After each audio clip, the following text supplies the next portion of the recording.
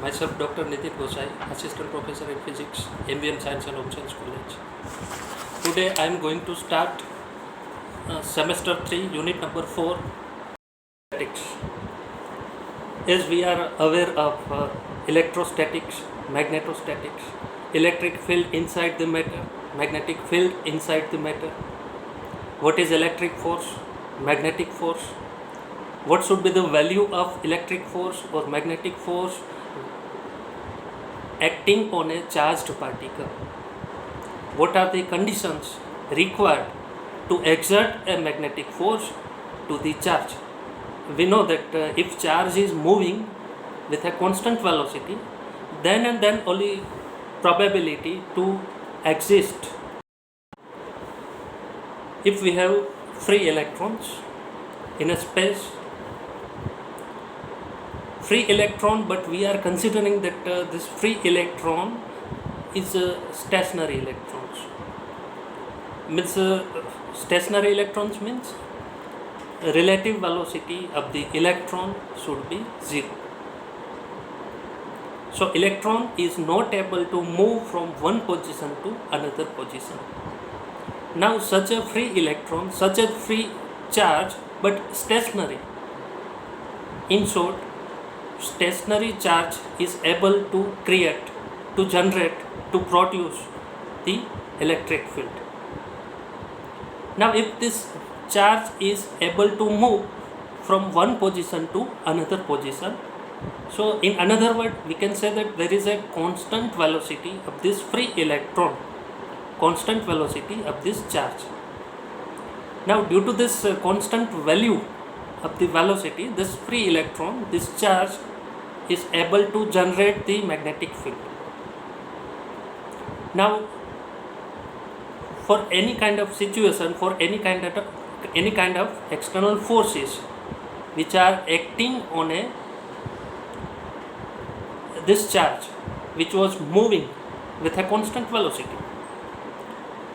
Now this electron will able to make change in their velocity. So change in velocity will leads us acceleration. So any charge which is performing accelerated motion, that is able to generate electromagnetic field. That is known as light. Light is also a one portion, just one portion of the electromagnetic radiation. Light, X-ray, gamma rays, visible light, infrared, UV, near infrared. These are the example of electromagnetic radiation. These are not the example, but these are the different spectrum, different windows which were taken from the electromagnetic radiation. In short, we can say that if charge is stationary charge, charge is not able to move from one position to another position, then this stationary charge is able to generate only electric field. Stationary charge will never produce magnetic field or electromagnetic field. But if charge is able to move from one position to another position, means charge is having constant value of velocity, so this charge will able to generate magnetic field. And if we have accelerated motion of the charge, accelerated motion of the electron, then such accelerated charge particles are able to generate electromagnetic field. We can also classify material based on the conductivity or resistivity or energy band gap. In this classification, we have three classes: metal, insulator and semiconductor. Actually this classification can be done with the help of energy band gap value. For metallic material, valence band and conduction band, these are actually overlapped. So there is no gap in between valence band and the conduction band. overlapped. Actually, valence band means it is the band in which valence electrons are found. Conduction band is a region where conduction electrons are found. Actually, valence electrons are bound electrons. If we see atom means there is a nucleus, in this nucleus proton and neutrons are there. Proton has positive charge, neutrons are neutral in nature. Electrons are not available in nucleus, but electrons are making revolution around the nucleus. Electrons have negative charge. As we know that there is an attraction between the negative charged electron towards the positively charged proton.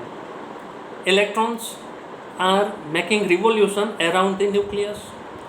Protons are only available within an extremely short region of the nucleus.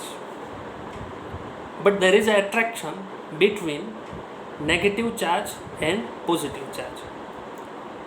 So, valence electrons are such types of bounded electrons. These electrons are not able to move from one place to another place inside the material. These electrons are always being bounded by the nucleus. These electrons are always being bounded by the each and every protons which are available inside the nucleus of the material. So these are known as bound electron. Bound electrons are available inside the valence band. Now if we heat material, so temperature of the material will start to increases. As we know that T is a temperature, then 3/2 kBT is thermal energy. Now total energy of the electron, that should be kinetic energy plus potential energy. We can say that if electron is nearer to the nucleus, there is a short distance between the electron to the nucleus, that electrons will require extreme high energy to make this free electron.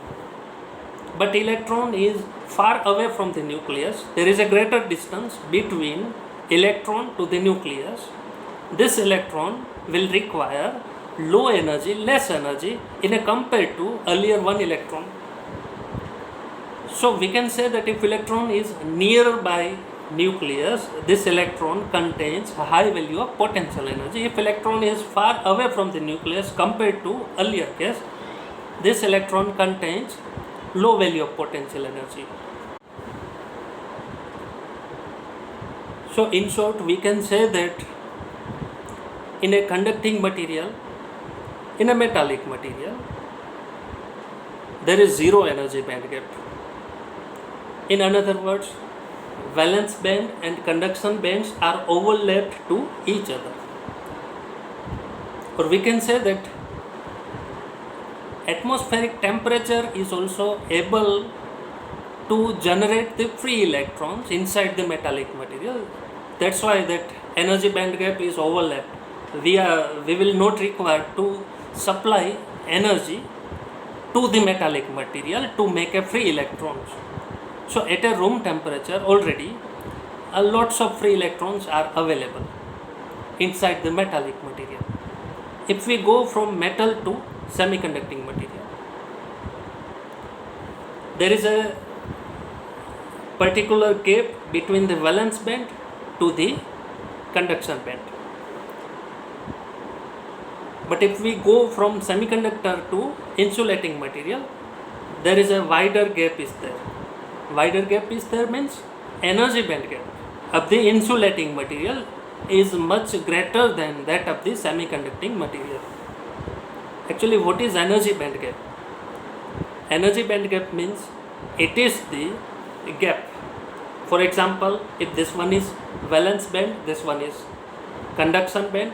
Valence band contains valence electron, bounded electron. Conduction band contains free electron. These electrons are able to move from one position to another position throughout the material. That's why that we call free electron or conduction electron. The gap, this is a gap between valence band to the conduction band. So if we provide this energy which is equal to this gap, or we provide the energy which is greater than that of the gap, then this electron from valence band are making a transition from valence band to the conduction band. So before applying the energy, electrons were in a bound state. Electrons were in a valence band. But after applying energy, which is equal to energy gap or which is greater than the energy gap, after applying this energy, these electrons are converted. These electrons are making a transition from valence band to the conduction band. So these are free electrons.